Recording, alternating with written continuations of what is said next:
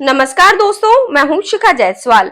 Hindenburg की report पर कांग्रेस लगातार बीजेपी को घेर रही है। राहुल गांधी बड़े जोर शोर से पीएम मोदी, अडानी और सेबी को लेकर लगातार सवाल खड़े कर रहे हैं, जिसका जवाब बीजेपी की तरफ से भी दिया गया। लेकिन अब खुद कांग्रेस के पूर्व नेता ने ही कांग्रेस को सवालों के कटघरे में खड़ा कर दिया और इतने सवाल दाग दिए कि कांग्रेस ये सोच में पड़ जाएगी कि किसका जवाब दें और किसका नहीं।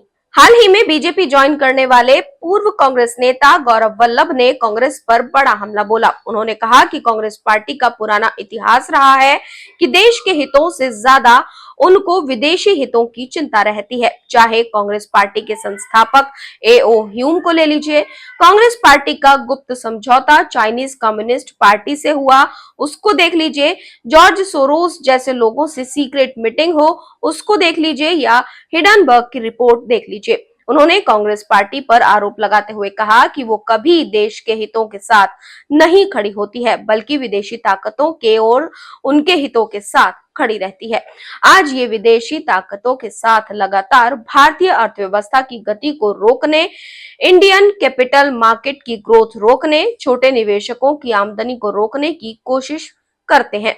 लेकिन भारत का स्टॉक मार्केट बहुत मजबूत है। हिडनबर्ग की मनगढ़ंत रिपोर्ट का स्टॉक मार्केट पर कोई असर नहीं पड़ा। उन्होंने कांग्रेस से कई सवाल पूछे। उन्होंने कहा कि साल 2014 में देश में मात्र 2 करोड़ 20 लाख डीमेट अकाउंट क्यों थे, जो आज बढ़कर 15 करोड़ हो गए हैं। पिछले 10 सालों में 15 गुना की बढ़ोतरी क्यों हुई? देश के लोग कांग्रेस से पूछना चाहते हैं कि क्यों पिछले 4 साल में आईपीओ के जरिए मार्केट से कंपनियों ने 3.25 लाख करोड़ रुपया रेज किया। पहले ऐसा क्यों नहीं होता था? क्यों म्यूचुअल फंड इंडस्ट्री की साइज आज बढ़कर 65 लाख करोड़ हो गई है, जो 2014 में 9.25 लाख करोड़ थी? उन्होंने कहा कि देश के लोग कांग्रेस से ये भी पूछना चाहते हैं कि आपका और एनला चैंगमार्क किंगडम एंटरप्राइजेस का क्या रिश्ता है?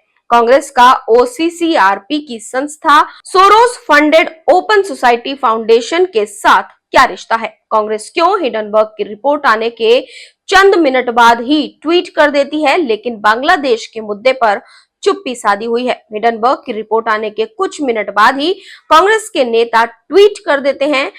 क्या हिडनबर्ग पहले कांग्रेस को रिपोर्ट भेजती है और कांग्रेस उसके पोस्टर बनाती है, उसके बाद हिडनबर्ग रिपोर्ट जारी करती है और फिर कांग्रेस कुछ ही मिनट बाद अटैक करना शुरू कर देती है? उन्होंने कहा कि देश ये भी जानना चाहता है कि राहुल गांधी ने जो चाइनीज कम्युनिस्ट पार्टी के साथ समझौता किया था, उसका ड्राफ्ट क्या है? क्यों कांग्रेस पार्टी मोदी का विरोध करते करते इस स्तर पर आ गई है कि देश की अर्थव्यवस्था का विरोध करने लगी है?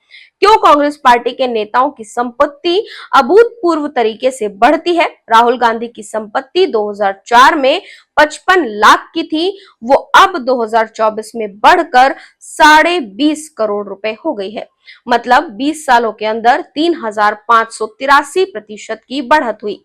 देश के युवाओं को इतनी तेजी से ग्रोथ करने वाला ये फॉर्मूला कांग्रेस पार्टी कब देगी? क्यों कांग्रेस देश की आर्थिक प्रगति को रोकना चाहती है?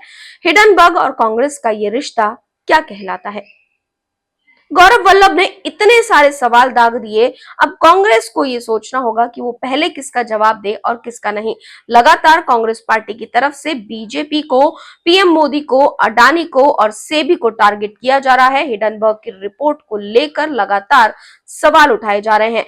आपको बता दें कि पिछले साल भी हिडनबर्ग की एक रिपोर्ट आई थी, जिसने स्टॉक मार्केट को हिलाकर रख दिया था। अडानी को सवालों के कटघरे में खड़ा कर दिया था, जिस पर लगभग 23 जांच हुई थी और जिनमें अडानी को क्लीन चिट मिली थी। और उसके बाद भारत सरकार ने हिडनबर्ग को एक नोटिस भी भेजा था, जिसका जवाब अभी तक नहीं आया है। लेकिन एक रिपोर्ट और जारी कर दी गई, जिस पर अब कांग्रेस लगातार बीजेपी को घेर रही है। इस पूरे घटनाक्रम पर आपकी क्या राय है? कमेंट बॉक्स में जरूर बताएं। साथ ही चैनल को सब्सक्राइब करना बिल्कुल न भूलें।